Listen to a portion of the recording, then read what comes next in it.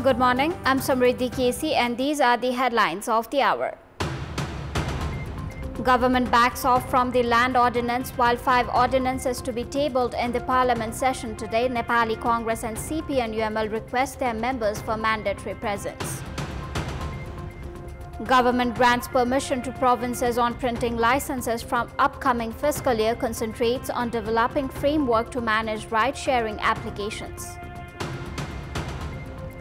US President Donald Trump delivers first joint address to Congress since return to power, accuses the Biden administration of allowing millions of illegal migrants to US. And India makes it to the finals of ICC Champions Trophy, defeating Australia by 4 wickets. Kohli signs with his top 84 for India in the chase. Welcome back. After the government's decision of skipping the land ordinance, the remaining 5 ordinances are to be presented at the meeting of House of Representatives for approval today. With this decision, the ruling parties have requested for the mandatory presence of their party members in the session. The meeting held yesterday has decided to table public service delivery, privatization, investment increment, financial procedures and cooperatives-related ordinances for discussion in today's session, while the land ordinance has been exempted from the list. All of these ordinances were presented in the parliament on its first day in both houses.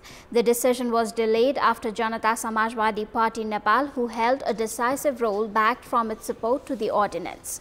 The meeting is scheduled at 1 p.m. The ruling parties CP and UML and Nepali Congress have requested their members for the mandatory presence in the session. There are 88 lawmakers of Nepali Congress and 78 of CP and UML in the House of Representatives. Government decided not to present all 6 ordinances for deliberation at the start of the parliamentary session. Only 5 will be advanced as government failed to convince Janata Samajwadi Party Nepal to pass the land ordinance as of now. Initially removed from the agenda on 6th of February, ordinances are now set for deliberation in today's meeting. After ruling coalition partner JSP Nepal refused to support the land-related ordinance, government decided to advance only 5 of the 6 ordinances in the parliament. Land ordinance will not be submitted as of now, as it cannot pass the National Assembly without JSP Nepal's support. हामीले चाहिँ सरकारले अहिले अनुमोदन गरेको छ। राष्ट्रिय सभामा बहुमतको कारणबाट पनि हामीले पछाडी हट्नुपर्ने स्थिति आयो। अब राजनीतिमा 2 कदम अगाडि 1 कदम पछाडी त हुन्छ नि। JSP Nepal has agreed to pass the rest of 5 ordinances. However, it opposes the ordinance, alleging it serves business tycoons' interests. JSP Nepal argues that forest and public lands can be manipulated by the land mafias once this ordinance gets passed. It further argues that Chure region will get wiped out along with effects in the livelihood of Madhesh. वन जंगल कटान गर्ने एउटा कुत्सित मनसाइले ल्याइएको हो। भूमि सम्बन्धी अध्यादेश भूमाफिया जग्गा दलालहरूको पक्षपोषण गर्ने ल्याइएको हो। त्यस्ता आफ्ना कार्यकर्तालाई जग्गा बाँड्ने प्रपञ्च हो। There is a provision to allocate public lands including river and canal banks to poor, Dalits, squatters and unorganized residents based on the local level's decision. Citing this, there is dispute over the ordinance, claiming possible manipulation with the public lands. Government claims that this ordinance, which has been suspended for now, will be presented following the consensus among ruling coalition. कहिले पेश गर्ने कहिले छलफल चलाउने सरकारले निर्धारण गर्ने हो। त्यसकारण चाहिँ सरकारले प्रक्रिया पुर्याएर व्यवस्थित गरेर सबै अध्यादेशहरूलाई पेश गर्ने काम गर्छ। अब कुनै भोलि होला, कुनै पर्सि होला, 2 दिनपछि होला, 3 दिनपछि होला, त्यो एउटा पाटो होला, हैन? त्यो प्रक्रिया पुर्याएर जान्छ र सरकार ल्याएका अध्यादेशहरूमा राखिएका विषयहरू कानुनको रूपमा परिणत भएर आउने विधि सरकारले देखेको छ। Government's decision to hold back the land ordinance has temporarily ended disputes among ruling coalition. However, its future remains uncertain. The printing of driving licenses will take place in all provinces from the upcoming fiscal year. The meeting of all the three tiers held at Ministry of Physical Infrastructures and Transport yesterday has decided to make the payment system electronic and ease the system of printing licenses to facilitate an easy service delivery. Ministry of Transport will print 2 million licenses currently pending, while the provinces will commence the printing process from upcoming fiscal year. The provincial officers shall have to work on the format as prescribed by the ministry to ensure uniformity in the work. हामीले श्रावण 1 गतेदेखि चाहिँ अब completely प्रदेशले यो driving licence को जिम्मा लिउँ भन्ने ढंगले बुझेर मन्त्रीजीहरु सचिवजीहरु जानु हुनेछ भन्ने मैले विश्वास गरेको छु। The meeting of the transport ministers of all the 7 provinces have decided to establish a ride-sharing system and coordinate inter-provincial policies in an integrated manner. In line with the federal government's policy, the provincial government will implement a uniform approach. Additionally, the decision has been made to introduce an electronic payment system for all provinces by the end of this year. सवारी साधनहरुको दर्ता र नामसारी गर्दा अनिवार्य रूपमा invoice number plate जडान गर्ने व्यवस्थाका लागि प्रदेश सरकारबाट मातहतका कार्यालयहरुलाई आवश्यक निर्देशन दिने र विभागले आवश्यक जनशक्ति लगायतका प्राविधिक पक्षको व्यवस्थापन गर्ने। The meeting has also decided to provide access of Department of Transport Management to all the provincial transport ministries. Decisions were made to connect GPS in government vehicles and to install 3,000 embossed number plates per month in the vehicles. The implementation of this decision is, however, a challenge. The provincial ministers still accuse the central government of not allocating them the power. विभागले राख्नु पर्ने national girder लगायत के चीज हो कानुनले हो बाकी ल सिधा भन्दिनु पर्यो के अहिले पनि भनौं न। The latest decisions of the concerned committee meeting have not yet been implemented. The 11-point manifesto issued at Dhulikhel in Nepalese year of 2080 included commitments to form a provincial authority and regulate fares, but these decisions remain unexecuted. Likewise, the online payment system has not been effectively implemented despite prior decisions. Additionally, the registration of 1.2 million drivers in the biometric system has been delayed. Issues such as number plate regulation, public transport management and ride-sharing policies have also seen little progress. Given the past track records, there is uncertainty about the execution of previous committee decisions. Welcome back. United States have deported 8 Nepalese without documents through a chartered flight. The Nepali nationals landed at Tribhuvan International Airport at 9:46 a.m. today. The Nepalis deported were on board from Portsmouth International Airport. 25 Nepalese have been deported in the Nepalese month of Magh after Donald Trump took office. 85-year-old Narayanman Bijukshe has been unanimously re-elected as the president of the Nepal Mazdoor Kisan Party in its 8th convention. 29-member working committee and 4 alternate members were unanimously elected under his leadership. Prem Suwal was re-elected as secretary and Mohan Prasad Prajapati as treasurer. Bijukshe stated that he took the leadership again to focus on party expansion and youth training. He has been elected chair for 51 years straight since party establishment. US President Donald Trump is addressing a joint session of Congress for the first time since taking office for a second term.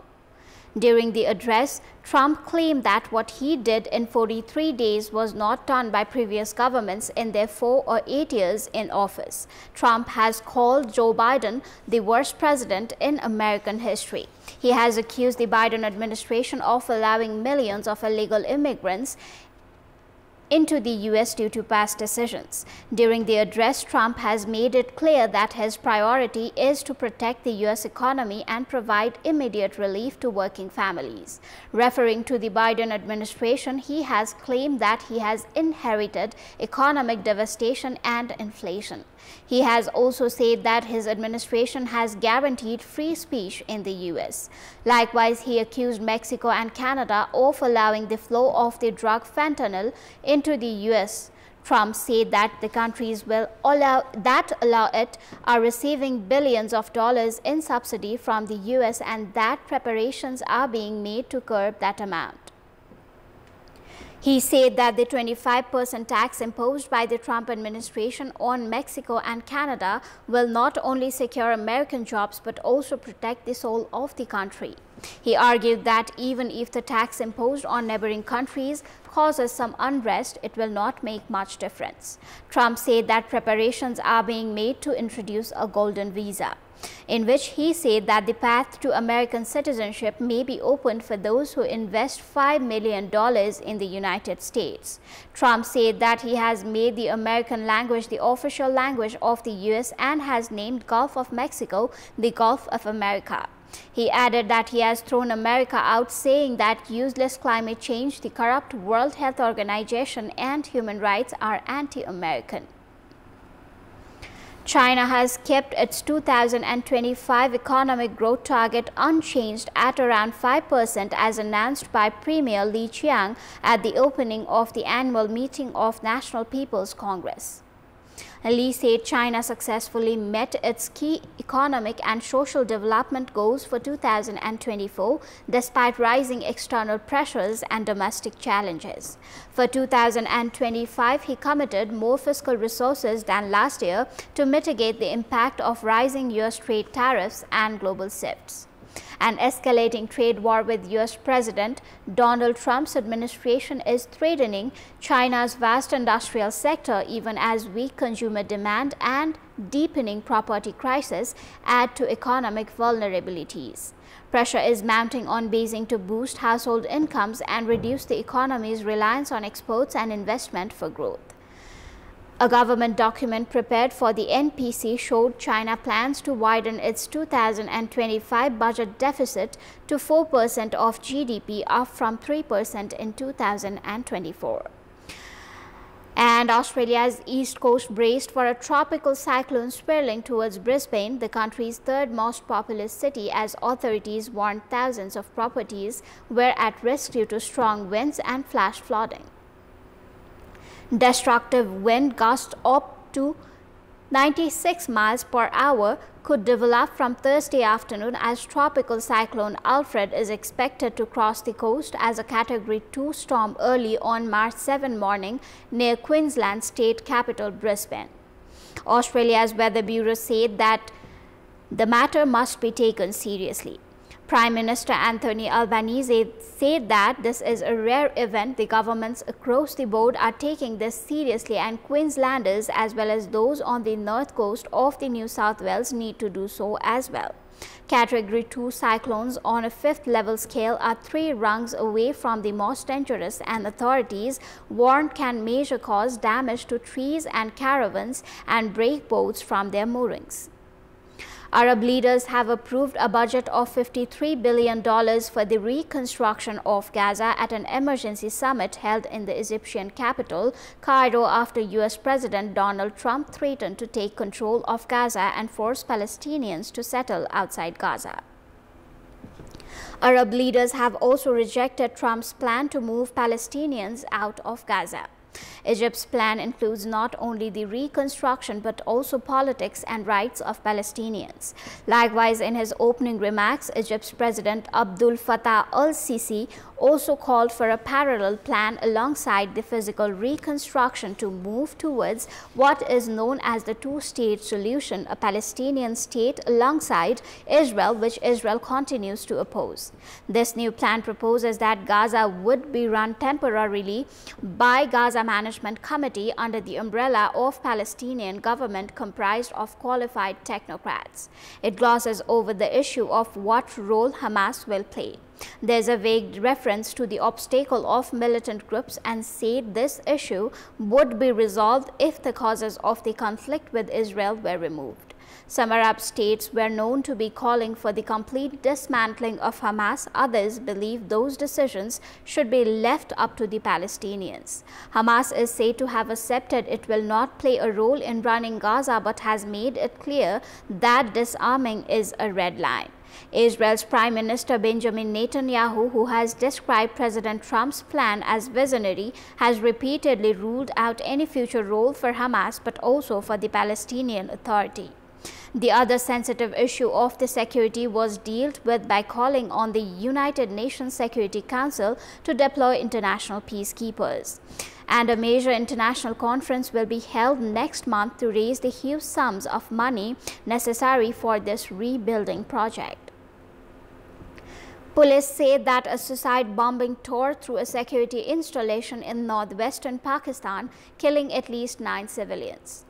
Jiauddin, the head of the police force in the northern district of Bannu, said the explosion had also injured 18 people, adding that the figures did not include any security force casualties. Many of the injured minors included were seen taken to the hospital in Bannu. Police officials say the blast was likely caused by a vehicle laden with explosives. It was not immediately clear who was behind the explosion. Attacks by the Pakistani Taliban TTP Islamist militant group have risen in the recent years against Pakistani police and military in areas near the Afghan border. Ali Amin Kantipur, the chief minister of Khyber Pakhtunkhwa, the border province where the explosion took place, condemned the incident and said he had sought a report from senior police officials on the blast. That is all for the moment. Thank you for watching. Bye for now.